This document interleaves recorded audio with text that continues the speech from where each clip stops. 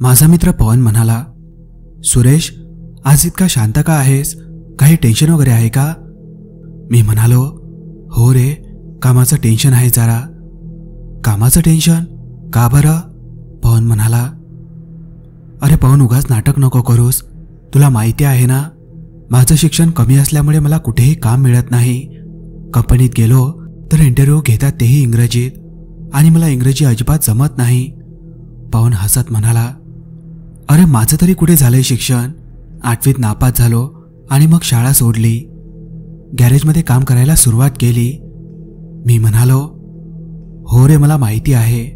8वी सोडल्यानंतर तू गॅरेजमध्ये काम करायचा, पण आज तुझं स्वतःचं गॅरेज आहे.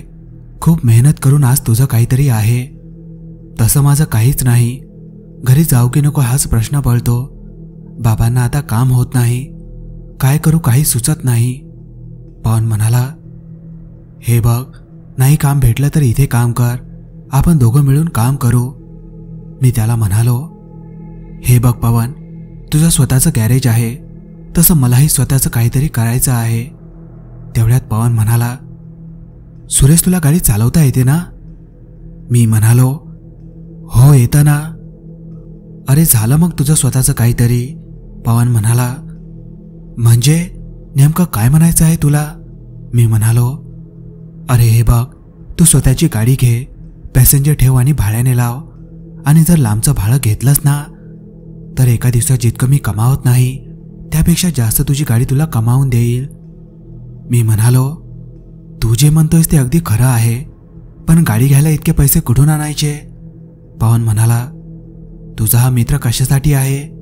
हे बघ, कोल्हापूरला माझ्या एका मित्राचं कार शोरूम आहे. त्याला मी सांगितलं आहे की तू माझा खास मित्र आहेस, तो तुला गाडीवर डिस्काउंट देईल. हे ऐकून मला खूप आनंद झाला. मी त्याला म्हणालो, बरं मी बाबांना विचारून तुला सांगतो. संध्याकाळी बाबा कामावरून घरी आले. मी त्यांना पाणी दिलं आणि सगळं सांगितलं. बाबा म्हणाले, हरकत नाही, आपण गाडी घेऊया. तसंही नोकरीत आता हवा तसा पगार मिळत नाही. आपण उद्याच गाडी घ्यायला जाऊया. मी आनंदाने बाबांना मिठी मारली. रात्री मी पवनला कॉल केला आणि उद्या कोल्हापूरला जायचं आहे असं सांगितलं. तो म्हणाला, बरं मी शोरूमवाल्याला सांगून ठेवतो की आम्ही उद्या येणार आहोत. ठीक आहे, ठेवतो फोन. आणि मी फोन ठेवला. सकाळी मी लवकर उठून तयार झालो. बाबा माझ्या आधीच उठून तयार झाले होते. मी आईला म्हणालो, आई तू पण चल ना. आई म्हणाली, आपल्या दारात हक्काची गाडी येणार आहे, तिची पूजा करायला घरी कोणीतरी थांबायला नको. मी म्हणालो, ठीक आहे. त्यावर बाबा म्हणाले, अरे आपल्या शेजारचे नाना आहेत ना, ते पण येणार आहेत. बरं ठीक आहे, लवकर चला, परत यायला उशीर नको. एकतर पावसाळ्याचे दिवस आहे. मित्रांनो, त्यावेळी पावसाळ्याचे दिवस होते, पण पुढे काय घडणार होतं याची आम्हाला कल्पनाही नव्हती. मी, बाबा आणि नाना आम्ही तिघं पवनच्या गॅरेजवर जाऊन थांबलो. पवनला थोडं काम असल्यामुळे त्याला थोडा उशीर होणार होता. काही वेळात तो आला. मी म्हणालो, काय रे इतका उशीर तुला? तो आल्यावर आम्ही लगेच बसस्टँडवर गेलो, कारण आम्ही बसनेच कोल्हापूरला जाणार होतो. बस लागली होती. आम्ही जाऊन बसमध्ये बसलो. पावसाचा जोर वाढला होता. काही वेळात वरगावहून बस निघाली. कोल्हापूरला पोहोचलो तेव्हा संध्याकाळचे 5 वाजून गेले होते. बसस्टँडवर पोहोचल्यावर आम्ही आधी हॉटेलमध्ये थोडं खाल्लं. नंतर आम्ही शोरूमवर गेलो. शोरूममध्ये गेल्यावर आम्हाला आधी चहा वगैरे दिला. त्यानंतर आम्ही कार बघायला गेलो. बाबा म्हणाले, हे बघ सुरेश, आपल्याला मोठी गाडी घ्यायची आहे. तू त्यांना विचार की आमच्या बजेटमध्ये बसणारी मोठी कार दाखवा. मी म्हणालो, ठीक आहे सांगतो. मी त्यांना सांगितलं आणि त्यांनी आमच्या बजेटमध्ये बसणारी मोठी कार दाखवली. ती कार पाहता क्षणीच बाबांना आवडली. बाबा म्हणाले, सुरेश, मला ही गाडी आवडली आहे आणि आपल्या बजेटमध्येही बसत आहे. मी त्यांना त्या गाडीचं नाव विचारलं. ते म्हणाले, महिंद्रा बोलेरो. वा, किती छान नाव आहे, बाबा म्हणाले. नंतर कागदपत्रांवर सही वगैरे झाली आणि मग आम्ही गाडीची डिलिव्हरी घेतली. मी खूप आनंदी होतो, कारण माझी हक्काची गाडी आज मी घेतली होती. पवन म्हणाला, सुरेश, आपल्याला घरी पोहोचायला खूप रात्र होईल आणि तुला माहिती आहे ना तो घाट. मी म्हणालो, हे बघ, तसं काही नसतं रे. आपल्या मनात भीती असते, ती भीती काढून टाक, मी हसत म्हणालो. त्यावर बाबा म्हणाले, सुरेश आईला सांगून ठेव, यायला खूप रात्र होईल, उगाच काळजी करत बसेल. ठीक आहे बाबा, करतो, मी म्हणालो.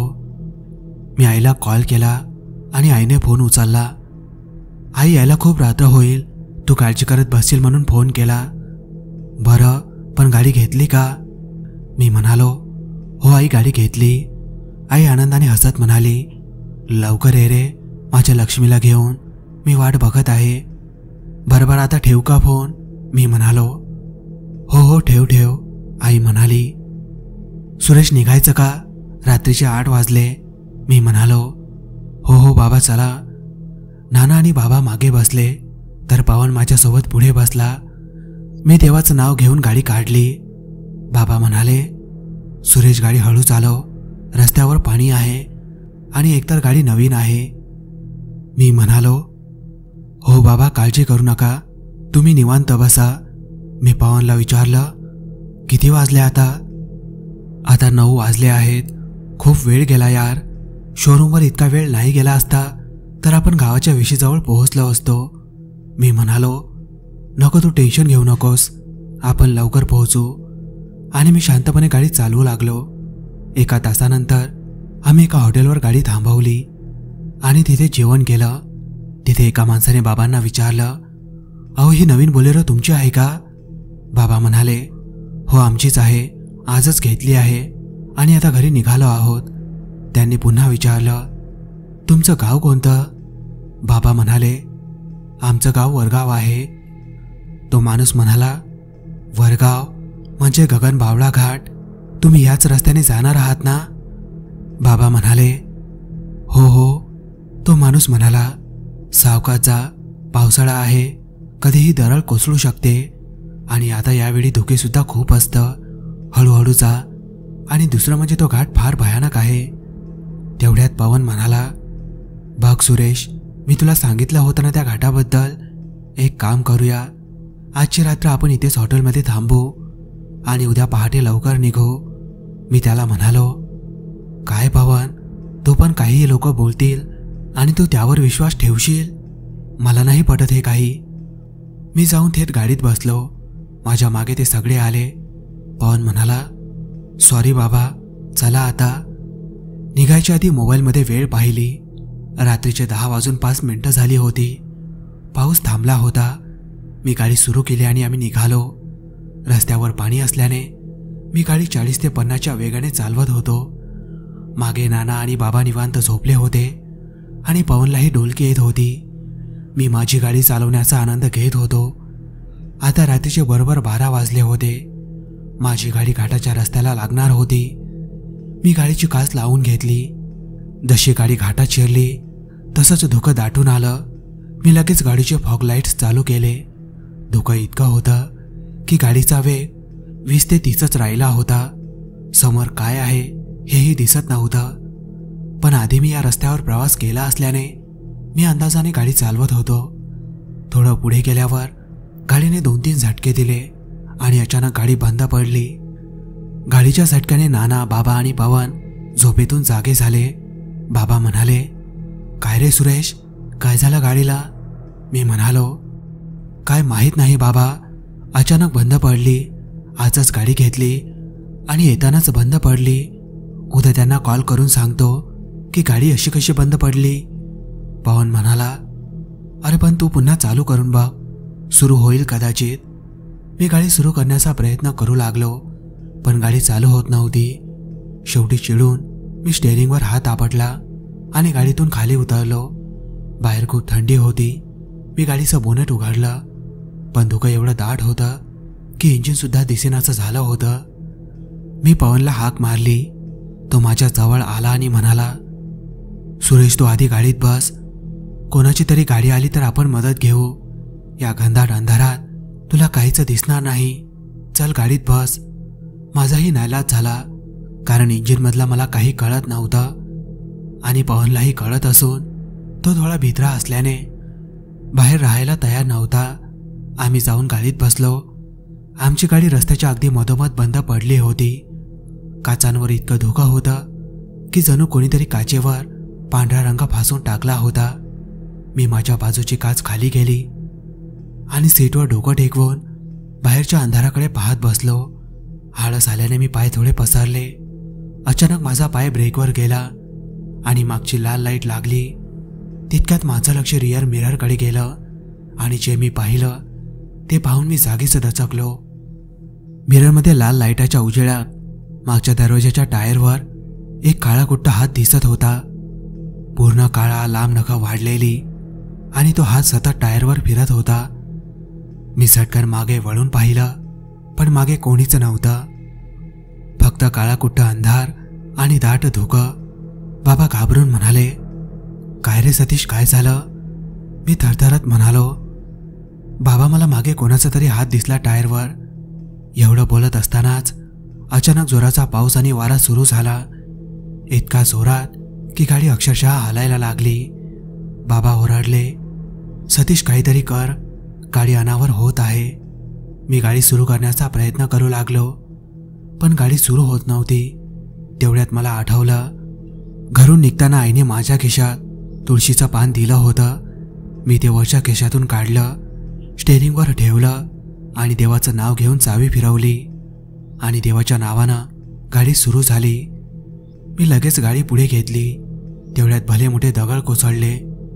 मी 1 मिनिट जरी उशीर केला असता तर तो दगड थेट आमच्या गाडीवर कोसळला असता.